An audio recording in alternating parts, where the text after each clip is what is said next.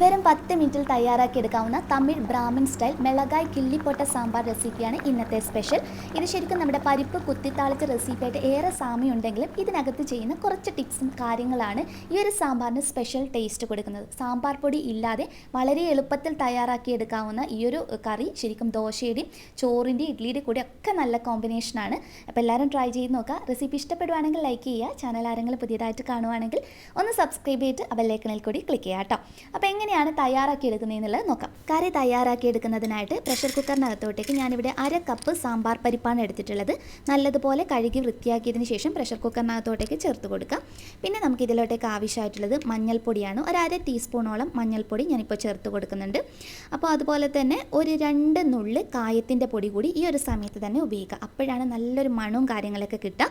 എന്നിട്ട് നമുക്ക് ഇതിനകത്തോട്ടേക്ക് ആവശ്യത്തിന് വെള്ളം ഒഴിച്ചു കൊടുക്കുക. പരിപ്പ് വേവാൻ ആവശ്യത്തിനുള്ള വെള്ളം എത്രയാണോ നിങ്ങൾ എത്രയാണോ പരിപ്പ് എടുക്കുന്നത് അതിനനുസരിച്ച് ഒഴിച്ചു കൊടുത്തിട്ട് അടച്ചു വെച്ചതിന് ശേഷം ഒരു 4 വിസിലെങ്കിലും അടുപ്പിച്ച് കൊടുക്കുക. 4 വിസിലിന് ശേഷം പ്രഷർ കംപ്ലീറ്റ് ആയിട്ട് പോകണം.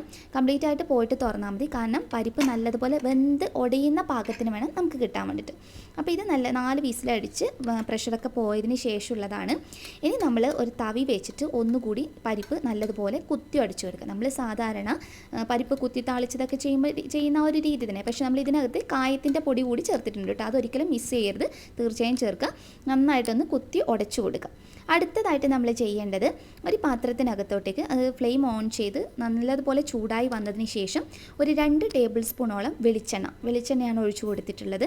എണ്ണ ചൂടായി വരുമ്പോൾ 1 ടീസ്പൂൺ കടുക് ഇട്ടിട്ട് പൊട്ടിച്ചെടുക്കണം. അടുത്തതായിട്ട് കടുക് നല്ലതുപോലെ പൊട്ടി വന്നതിന് ശേഷം ഒരു 1/4 ടീസ്പൂൺ അളവിൽ ചെറിയ ജീരകം അഥവാ കറി ജീരകം, പിന്നെ ആവശ്യമായിട്ടുള്ളത് ഒരു 2 നുള്ളു മാത്രം ഉലുവയാണ്. ഉലുവ ചേർത്ത് കഴിഞ്ഞാൽ അടുത്തതായിട്ട് നമുക്ക് ആവശ്യമായിട്ടുള്ളത് കടലപ്പരിപ്പാണ്. 1 ടീസ്പൂൺ മുഴുവനായിട്ട് തന്നെ ചേർക്കാം. നല്ല ടേസ്റ്റാണ് കടലപ്പരിപ്പ് കൂടി ഉപയോഗിക്കുമ്പോൾ. 1-2 തണ്ട് കറിവേപ്പില കൂടി ഉപയോഗിക്കാവുന്നതാണ്.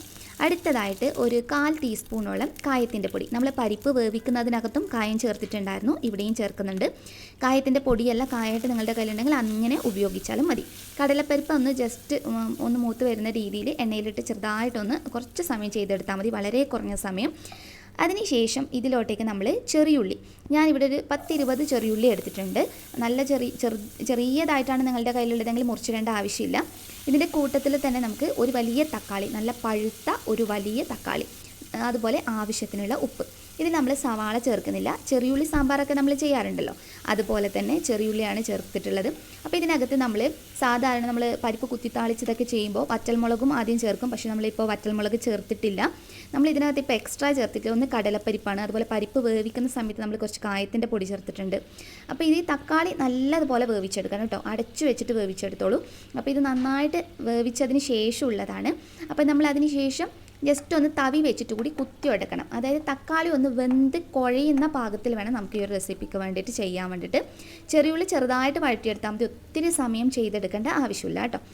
അപ്പോൾ ഇത് നല്ലതുപോലെ റെഡിയായി വന്നതിന് ശേഷം, ആ തക്കാളിയൊക്കെ ശരിക്കും റെഡിയായതിന് ശേഷം ഇതിലോട്ടേക്ക് നമ്മൾ വേവിച്ച് വെച്ചിരിക്കുന്ന പരിപ്പ്, വേവിച്ച് ഉടച്ച് വെച്ചിരിക്കുന്ന പരിപ്പ് വേണം ചേർത്ത് കൊടുക്കാൻ.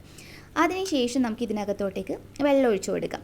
അപ്പോൾ ഈ ഒരു കറിയിൽ നമ്മൾ മഞ്ഞൾപ്പൊടി നേരത്തെ പരിപ്പ് വേവിക്കുന്നതിൽ ചേർത്തത് കൊണ്ടാണ് നമ്മൾ ചെറിയുള്ളി വഴറ്റുന്ന സമയത്ത് ഉപയോഗിക്കാതിരുന്നത്. അപ്പോൾ നിങ്ങൾ പരിപ്പ് വേവിക്കുന്നതിൽ മഞ്ഞൾപ്പൊടി ചേർത്തിട്ടില്ലെങ്കിൽ നിങ്ങൾക്ക് ചെറിയുള്ളി വഴറ്റുന്ന സമയത്ത് ഒരു 1/2 ടീസ്പൂൺ മഞ്ഞൾപ്പൊടി ഉപയോഗിക്കാം കേട്ടോ. പിന്നെ വെള്ളം ചേർക്കുന്നത് അത്യാവശ്യം കുറച്ച് അധികമാണ് നമ്മൾ വെള്ളം ഉപയോഗിക്കുന്നത്. കാരണം ഈ ഒരു സാമ്പാർ എന്ന് പറഞ്ഞാൽ കുറച്ച് ലൂസായിട്ടാണ് ഉണ്ടാകുക. നിങ്ങൾ തമിഴ് റെസ്റ്റോറൻറ്റിൽ നിന്നൊക്കെ കഴിച്ചിട്ടുണ്ടെങ്കിൽ നിങ്ങൾക്ക് മനസ്സിലാവും. നമ്മൾ ചില സമയത്തൊക്കെ കഴിക്കുമ്പോൾ പറയാറുണ്ട്, ഇത് ശരിക്കും സാമ്പാറാണോ അതോ രസം പോലെ ഇരിക്കുന്നല്ലോ എന്നൊക്കെ പറയാറില്ലേ. ആ ഒരു സാമ്പാറാണ് ശരിക്കും ഇത്. ഇതിനകത്ത് ആവശ്യത്തിനുള്ള ഉപ്പ് കൂടി ചേർക്കാം. ഇനിയാണ് ഇതിൻ്റെ ഒരു സ്പെഷ്യൽ ആയിട്ടുള്ള കാര്യം എന്ന് പറയുന്നത്, കറിയൊക്കെ തിളച്ച് വരുന്ന ഒരു സമയത്താണ് നമ്മൾ ഇതിലോട്ട് വറ്റൽമുളക് ചേർക്കുന്നത്. 4-5 വറ്റൽമുളക് ഇതുപോലെ പൊട്ടിച്ചിടുക, നുള്ളിയിടുക എന്ന് പറയില്ലേ, അതാണ് മിളകായ് കിള്ളിപ്പൊട്ട സാമ്പാർ എന്ന് പറയുന്നത്. മുളക് കൈകൊണ്ട് പൊട്ടിച്ചിട്ട് കറി വേവുന്ന ആ ഒരു സമയത്ത് നമ്മൾ ഇട്ട് കൊടുക്കുന്നു. ആ ഒരു സമയത്ത് തന്നെ നമ്മൾ പച്ചമുളക് കൂടി ചേർക്കുന്നുണ്ട്. ഞാനൊരു 4 വറ്റൽമുളകും 2 പച്ചമുളകുമാണ് ചേർത്തിട്ടുള്ളത്. ഈ ഒരു സമയത്ത് ചേർക്കുന്ന വറ്റൽമുളകിൻ്റെയും പച്ചമുളകിൻ്റെയും ആ ഒരു ടേസ്റ്റ് കറിക്ക് ശരിക്കും ഒരു സ്പെഷ്യൽ ആയിട്ടുള്ള ഒരു ഫ്ലേവർ തന്നെ കൊടുക്കുന്നുണ്ട് കേട്ടോ. അതുപോലെ പുളി പിഴിഞ്ഞിട്ട് പിഴിഞ്ഞിട്ടുള്ള വെള്ളം, ഒരു നെല്ലിക്ക വലിപ്പത്തിലുള്ള പുളി പിഴിഞ്ഞ വെള്ളമാണ് ഞാനിപ്പോൾ ഒഴിച്ചു കൊടുത്തിട്ടുള്ളത്. അപ്പോൾ നിങ്ങൾ ഈ ഒരു രീതിയിൽ, നമ്മൾ സാധാരണ പരിപ്പ് താളിച്ച് വെക്കുമ്പോൾ ആദ്യം വറ്റൽമുളക് ഇട്ടിട്ടും പച്ചമുളക് വഴറ്റിയിട്ടൊക്കെ ചെയ്യല്ലേ.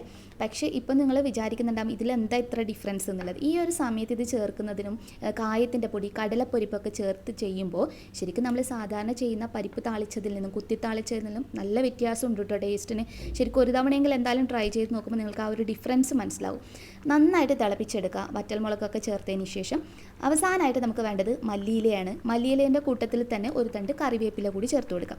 മല്ലിയിലയും കറിവേപ്പിലയും ചേർത്ത് കഴിഞ്ഞാൽ ഒരു ഇത്തിരി സമയം 1-2 മിനിറ്റ് കൂടി ഒന്ന് തിളപ്പിച്ചെടുത്താൽ മതി. അതായത് ഈ കറി മൊത്തത്തിൽ തയ്യാറാക്കിയെടുക്കാൻ കറക്റ്റ് ഒരു 10 മിനിറ്റ് തന്നെ ആവശ്യമുള്ളൂ കേട്ടോ. വളരെ എളുപ്പത്തിൽ തയ്യാറാക്കിയെടുക്കാം.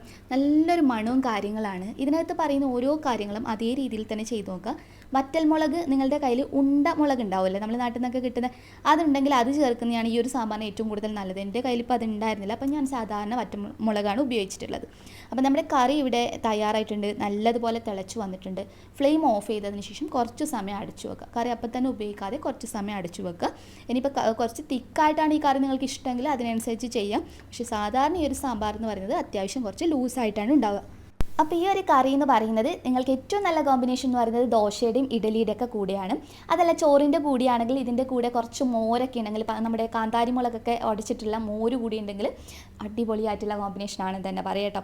അപ്പോൾ സിമ്പിളായിട്ട് ശരിക്കും ബാച്ചിലേഴ്സിനാണെങ്കിലും ഹോസ്റ്റലേഴ്സ് ആയിട്ടുള്ള കുട്ടികൾക്കൊക്കെ എളുപ്പത്തിൽ തയ്യാറാക്കിയെടുക്കാവുന്ന നല്ല രുചിയുള്ളതുമായിട്ടുള്ളതാണ്. അപ്പോൾ ഇതുവരെ ഉണ്ടാക്കി നോക്കാത്തവരുണ്ടെങ്കിൽ തീർച്ചയായിട്ടും ഒരു വട്ടെങ്കിലും ട്രൈ ചെയ്ത് നോക്കുക. എന്നിട്ട് നിങ്ങളുടെ ഫീഡ്ബാക്ക് എന്തായാലും അറിയിക്കാൻ മറക്കരുത്. അപ്പോൾ നെക്സ്റ്റ് വീഡിയോയിൽ ഇനിയും നമുക്ക് നല്ലൊരു വെറൈറ്റി ഡിഷായി വീണ്ടും കാണാം. അതുവരെ ടേക്ക് കെയർ, ബൈ ബൈ.